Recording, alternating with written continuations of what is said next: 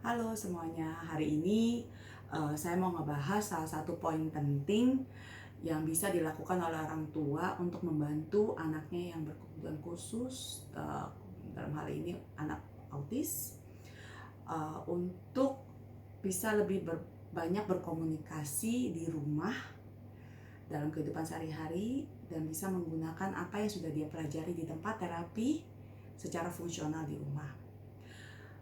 Menurut dari pengalaman saya, yang paling penting itu adalah awareness to communicate. Artinya ini adalah satu kesadaran untuk berkomunikasi. Ya, jadi anak harus tahu bahwa saya harus memiliki satu keinginan untuk berkomunikasi, intent to communicate. Ya, anak harus menyadari kenapa sih saya perlu berkomunikasi, bahwa saya itu nggak bisa cuma hidup dalam dunia saya sendiri. Saya perlu berkomunikasi dengan orang lain untuk mendapatkan apa yang saya inginkan untuk memenuhi kebutuhan saya. Anak juga perlu menyadari bahwa komunikasi itu adalah satu bentuk pertukaran, exchange. Bahwa saya sebagai anak, saya harus memberikan sesuatu, bertukar sesuatu.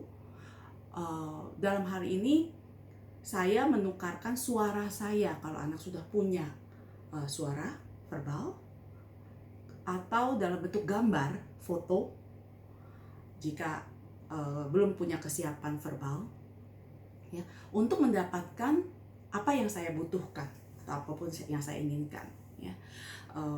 Contohnya, kalau saya perlu makan, maka saya harus ngomong, makan, saya mau makan, untuk saya bisa mendapatkan makan. Atau jika saya belum bisa, maka saya harus mengambil kartu yang menunjukkan makan dan saya berikan, saya bertukar kepada orang tua ataupun pengasuh saya untuk mendapatkan makanan yang saya butuhkan. Ya. Pada dasarnya kebutuhan anak, basic needs anak itu sehari-hari yang paling mereka pentingkan itu adalah memenuhi kebutuhan hidup mereka. Dalam hal ini adalah makan, minum, kemudian mungkin gadgets atau mainan atau buku atau hal-hal lain yang anak sangat sukai. Maka itulah yang buat mereka itu paling penting, ya, yang ibaratnya gaji mereka yang sangat mereka perlukan dalam kehidupan mereka sehari-hari dan yang mereka pentingkan lah, gitu ya. Nah, yang kedua adalah create the needs and chances to communicate. Oke. Nah, jadi create the needs ini maksudnya kita perlu menciptakan satu kebutuhan dan kesempatan untuk berkomunikasi. Banyak orang tua tidak menyadari bahwa situasi dalam rumah tidak lagi kondusif untuk menciptakan satu kesempatan buat anak bisa berkomunikasi dengan kita.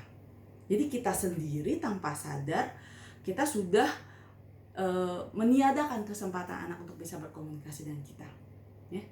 Contohnya, kalau anak semua hal yang anak sukai itu bisa diakses secara gratis, secara free. Kapan aja aku mau main HP, aku tinggal ambil HP. Kapan aja aku mau nonton video atau TV, aku tinggal ambil remote. Aku nggak perlu berkomunikasi kan? Aku nggak perlu menggunakan suara ataupun gambar atau bertukar apapun juga untuk mengakses segala sesuatu yang aku sukai.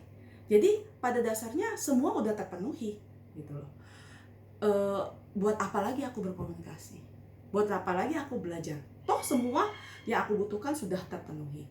Seperti misalnya mau makan, mau nyemil, mau makan kue, makan keripik dan sebagainya, aku tinggal ngambil. Atau bahkan belum aku minta makan, itu sudah dikasih makan.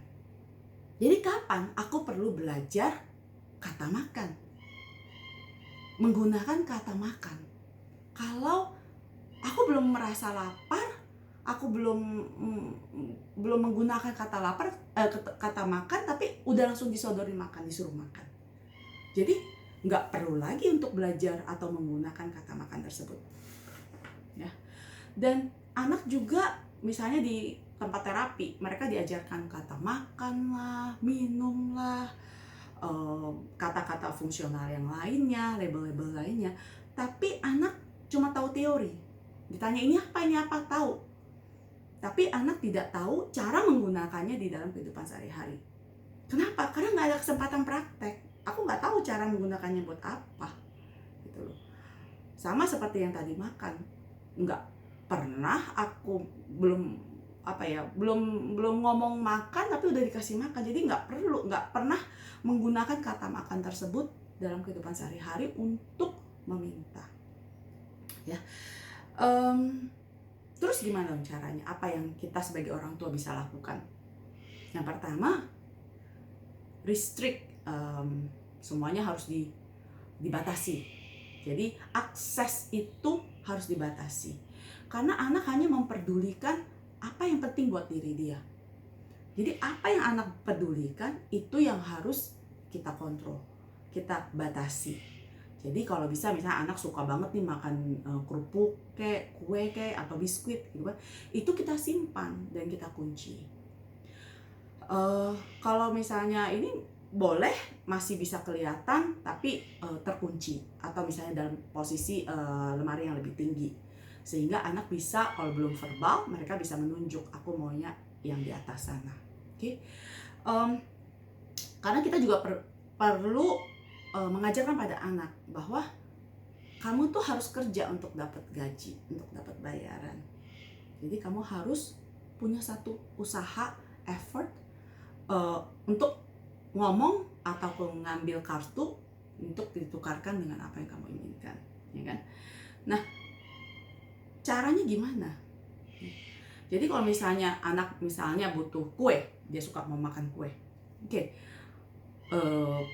Kondisinya misalnya anaknya sudah verbal, anak bilang kue, oh kamu mau apa, misalnya aku pegang di sini, terus kita tunjuk ini kue.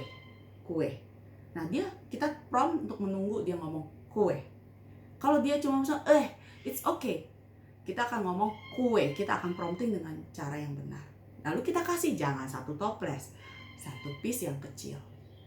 Karena kita butuh pengulangan, repetisi, dan kita harus langsung kasih, jangan terlalu lama jedanya. Jadi supaya anak bisa tahu, oh lama-kelamaan mereka akan ngeklik gitu. Oh aku cuma perlu ngomong kata kue, terus aku dapet kuenya. Gitu ya.